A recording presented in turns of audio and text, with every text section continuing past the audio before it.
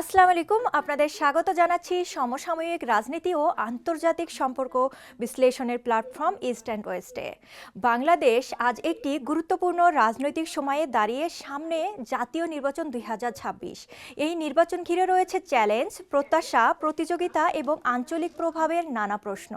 আজ আমাদের বিশেষ অতিথি আছেন বাংলাদেশ রিপাবলিক পার্টির প্রার্থী চাঁদপুর 2 থেকে জনাব এমডি ফাইজুন্নুর আখন।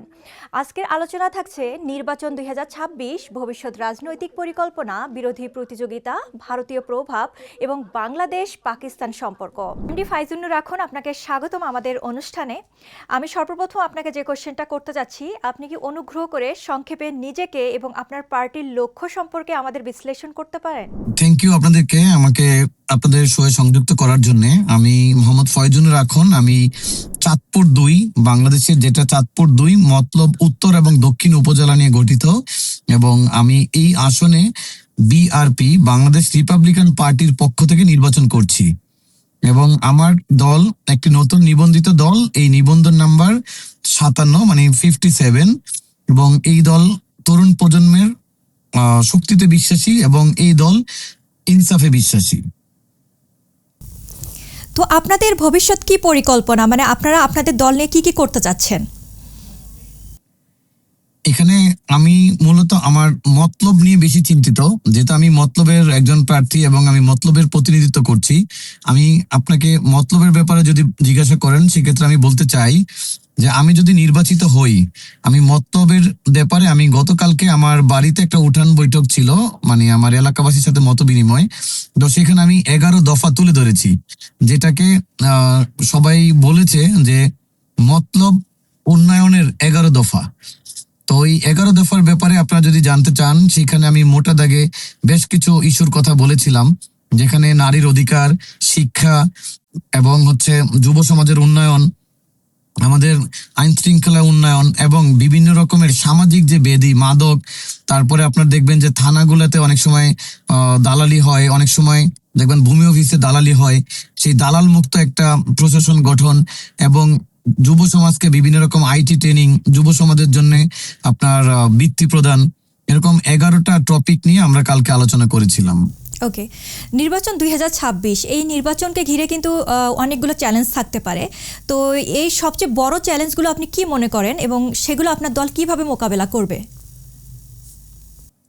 জি, নির্বাচন কেন্দ্রিক চ্যালেঞ্জ সবসময় থাকবে, এবং যারা প্রার্থী হয় তারা অবশ্যই চ্যালেঞ্জটা মাথায় নিয়েই নির্বাচন করে, কারণ নির্বাচন মানেই তো একটা প্রতিযোগিতা, নির্বাচন মানেই তো চ্যালেঞ্জ।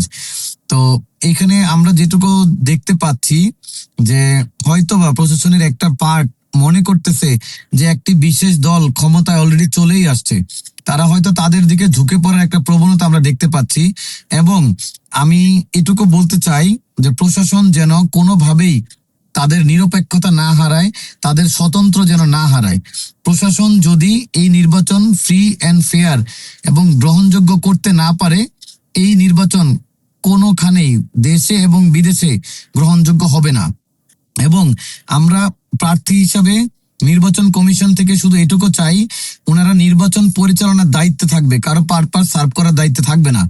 ওনারা যদি ওনাদের পক্ষ থেকে ফ্রি অ্যান্ড ফেয়ার ইলেকশন করে এবং কোন রকম হ্যাসেল ফ্রি যদি ইলেকশনটা হয়, রেজাল্ট যাই হোক আমরা মেনে নিব।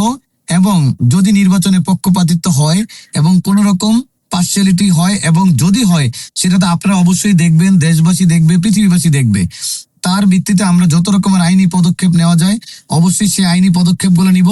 এবং আমি ব্যক্তিগতভাবে এজ এ প্রার্থী হিসাবে আমি একটি ফ্রি ফেয়ার এবং নির্ভেজাল ইলেকশন চাই। আমি আমার পক্ষ থেকে এটুকু বলতে পারি যে আমি কোনো প্রার্থীকে কটাক্ষ করব না, এবং কোন রকম পার্সোনাল কথার মাধ্যমে হোক বা যে কোনো মাধ্যমে হোক হ্যারাসমেন্টের চেষ্টাও করবো না কখনো। এবং আমি চাই অন্যরাও অন্য কোনো জেলায় এবং অন্য কোনো আসনেও এই কাজটা করবে না, এটা আমার সকল প্রার্থীদের প্রতি রিকোয়েস্ট থাকবে। ওকে, আপনি তো বিরোধী দল নিয়ে একটু বললেন আমাকে, কিন্তু আমি আপনাকে একটা কোশ্চেন করতে যাচ্ছি। বিরোধী দলের সঙ্গে প্রতিদ্বন্দ্বিতা নিয়ে কিন্তু অনেক ধরনের প্রশ্ন থাকে, তো আপনি কি মনে করেন বিরোধী দলের ভূমিকা নির্বাচনে কতটা শক্তিশালী? আপু, এখানে বিরোধী দল বলতে আমি বিশ্বাস করি না, আমি বিশ্বাস করি অন্য একটা দল। কারণ এখন সরকারি দল বলতে কেউ নাই। এখন যে সরকার চলছে, এই সরকারটা হচ্ছে একটি অন্তর্বর্তীকালীন সরকার। তো এখানে বিরোধী দল না, এখানে বলতে পারেন অন্য যে দল আছে তারা। কারণ আমরা যদি এখনই কাউকে সরকারি দল বিরোধী দল ট্যাগ দেই, সেটা কিন্তু মানুষ ভালোভাবে নিবে না। জি জি। আচ্ছা, এখন হচ্ছে গিয়ে দেখেন, আওয়ামী লীগের শাসনকালে কিন্তু বাংলাদেশের উপর ইন্ডিয়ার কিন্তু অনেক ইনফ্লুয়েন্স ছিল। তো অনেকেই এখনও মনে করেন যে এখনও অভ্যন্তরীণ রাজনীতিতে ভারতীয় প্রভাব আছে। এটা নিয়ে আপনি কিছু যদি বলতে চান।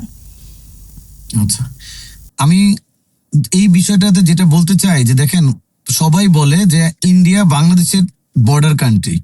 তো বর্ডার কান্ট্রি যেহেতু, আপনি দেখবেন যে আপনার বাড়ির পাশে যদি প্রতিবেশী থাকে, প্রতিবেশীর সাথে আপনার কখনো দেখবেন খুব ভালো সুসম্পর্ক থাকে, কখনো দেখবেন খুব বেশি খারাপ সম্পর্ক থাকে।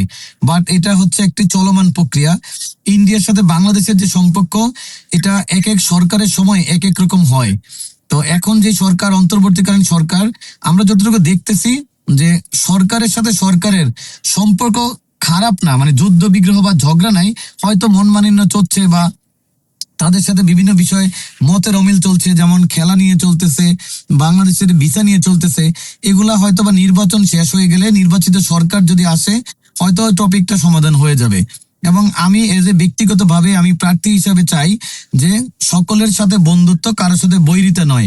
এটাতে আমি বিশ্বাস করতে চাই। কারণ আপনি দেখবেন যে আপনার প্রতিবেশী যদি আপনার শত্রু হয়, আপনাকে ক্ষতি করতে পারে সহজেই। বাট প্রতিবেশী আপনার বন্ধু হয়, সে আপনাকে উপকারও সহজে করতে পারে। বাট আমি প্রতিবেশী রাষ্ট্রকে বন্ধু হিসেবে চাই, কোনো প্রভু হিসেবে নয়। কারণ তার রাষ্ট্র তার, তার পরিচালনার দায়িত্ব তার, আমার রাষ্ট্র আমার, আমার পরিচালনার দায়িত্ব আমার। ঠিক বলছেন আপনি। এখন আসি পাকিস্তান বাংলাদেশ প্রসঙ্গে। বাংলাদেশ পাকিস্তান সম্পর্ক ইতিহাসের কারণে কিন্তু সবসময় স্পর্শকাতর ছিল। যদিও আওয়ামী লীগের শাসন আমলে কিন্তু সেই সময় বাংলাদেশ পাকিস্তানের সম্পর্ক ভালো ছিল না, কিন্তু বর্তমানে বাংলাদেশ এবং পাকিস্তানের সম্পর্ক উন্নতি হচ্ছে। তো ভবিষ্যতে এই সম্পর্ক কোথায় যেতে পারে বলে আপনি মনে করেন? জি, থ্যাংক ইউ। আমরা কিছুদিন আগে জানি যে এতদিন বাংলাদেশ টু ঢাকা কোনো direct flight, Dhaka to Pakistan কোনো ডাইরেক্ট ফ্লাইট ছিল না। বাট রিসেন্টলি এই ফ্লাইটটা চালু হয়েছে। তো এই ফ্লাইট চালুর মাধ্যমে একটা বার্তা কিন্তু আমরা দেখতে পাই যে সম্পর্ক পুনর্গঠন হচ্ছে। আমি আপনাকে একটু আগেই বলেছি যে আপনার যে কোনো দেশের সাথে আমাদের ভালো সম্পর্ক বজায় রাখা এজ এ মুসলিম, এটা আমরা মনে করি যে উচিত। এবং পাকিস্তান যেহেতু একটি মুসলিম রাষ্ট্র এবং মুসলিমদের পক্ষে কথা বলে, তাই পাকিস্তানের সাথে ভালো সম্পর্ক রাখা যেতেই পারে। এবং ইতিহাসের যে কথা বলতেছেন, ইতিহাস যেটা, সেটা আমরা অবশ্যই বিশ্বাস করি। এবং পাকিস্তানের সাথে বাংলাদেশের যুদ্ধ, এটা সারা পৃথিবী জানে, বাংলাদেশ উইন করেছে সেটাও জানে। পাকিস্তান যদি তাদের বিগত দিনের মতো কোনো আচরণ না করে, তারা যদি বন্ধুসুলভ আচরণ করতে থাকে নিঃস্বার্থভাবে, সেক্ষেত্রে বাংলাদেশও আশা করি তাদের সাথে বন্ধুসুলভ আচরণ করবে। শুধু এটা পাকিস্তান নয়, যে কোনো রাষ্ট্র যদি বাংলাদেশের সাথে তাদের কোনো রকম প্রভুত্ব বা চোখ রাঙানোর চেষ্টা করে, সেটা বাংলাদেশের মানুষ কখনো মেনে নিবে না। কারণ বাংলাদেশের মানুষ এখন সচেতন, যেটা 1971-এও ছিল, 24-এও আপনারা দেখেছেন যে তারা কোনো আধিপত্যবাদ, কোন রকম ফেসিবাদ তারা প্রশ্রয় দিবে না। তারা চায় স্বাধীন রাষ্ট্র, তারা চায় সুন্দরভাবে বাঁচতে, সবাই যার যার অধিকার, যার যার ধর্ম বর্ণ নিয়ে সবাই ভালো থাকবে। আচ্ছা, সর্বশেষে আপনি ভোটারদের কি বার্তা দিতে চাচ্ছেন? আমি ভোটারদের বলবো, কোন দলের, দেখবেন যে কোন দল যদি নির্বাচনে জিতে যায়, সেটার জন্য কিন্তু আমরা সবাই উইশ করি যে উনি জিতে গেছে। বাট ভোটারদেরকে বলবো, আপনারা ভোটের আগেই তাদের জিতিয়ে দেওয়ার মনোভাব দেখাবেন না। এতে যেটা হবে, তারা এখন থেকে আপনাদের সাথে স্বৈর শাসকের প্রবণতা শুরু করবে। আপনারা ভোট কেন্দ্রে যাবেন, নির্দ্বিধায় নিশ্চিন্তে আপনার পছন্দের প্রার্থীকে ভোট দিবেন। এবং ভোট শেষে আপনার ভোট গণনা হবে, রেজাল্ট হবে, তারপর আপনার কেন্দ্র ত্যাগ করবেন। এর আগে কেন্দ্র ত্যাগ করবেন না। এবং আমি নির্বাচন কমিশনকে বলতে চাই, আমরা কিছুদিন আগে শুনেছি যে রেজাল্ট দিতে নাকি 12 থেকে 16 ঘন্টা, 24 ঘন্টা লাগতে পারে। আমি এটাতে কখনোই আমি অ্যাকসেপ্ট করছি না। রেজাল্ট দেওয়ার জন্য যত রকমের প্রযুক্তি ব্যবহার করা যায় বা যত রকমের ব্যবস্থা নেওয়া যায়, আপনারা এখন থেকে নেন। এবং রেজাল্টটা যেন সঠিক হয়, আপনার কেন্দ্রের রেজাল্টের সাথে যেন একদম অফিসিয়াল রেজাল্টের মিল থাকে। কোন রকম কারচুপি, প্রভাব বিস্তার যাতে রেজাল্টের ক্ষেত্রেও না হয়। মাঠ পর্যায়ে তো আমরা অ্যাকসেপ্ট করবোই না, অফিসিয়ালিও কোনো ইঞ্জিনিয়ারিং আমরা অ্যাকসেপ্ট করতে চাই না। আপনাকে অনেক ধন্যবাদ আপনার মূল্যবান সময় দেওয়ার জন্য। আপনাকে অনেক ধন্যবাদ আমাদের সময় দেওয়ার জন্য। আগামী নির্বাচনের জন্য আপনার জন্য দোয়া এবং শুভকামনা রইল। দর্শকবিন্দু, আজকের আলোচনার আমরা নির্বাচন, রাজনীতি ও আঞ্চলিক সম্পর্কের একটি বিশ্লেষণ শুনলাম। এই ছিল ইস্ট অ্যান্ড ওয়েস্টের আজকের পর্ব। আমি নিগার দিলনাহার। আবার দেখা হবে নতুন পর্বে নতুন দৃষ্টিভঙ্গি নিয়ে। আল্লাহ হাফিজ।